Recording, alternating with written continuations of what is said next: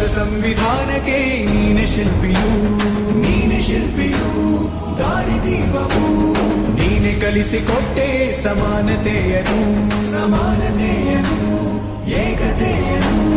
ರಾಷ್ಟ್ರ ಸಂವಿಧಾನಕ್ಕೆ ನೀನೆ ಶಿಲ್ಪಿಯು, ನೀನೆ ಕಲಿಸಿಕೊಟ್ಟೆ ಸಮಾನತೆಯನು. ನಿನ್ನ ಲೇಖನಿಯ ಬರಹ ದೇಶ ಖರ್ಚನೆ, ಒಂದು ಒಂದು ಮಾತು ಕೂಡ ಭೀಮ ಗರ್ಜನೆ. ನಾಯಕ ನೀನು ಭೀಮರ, ಮಹಾನಾಯಕ ನೀನು ಭೀಮರ.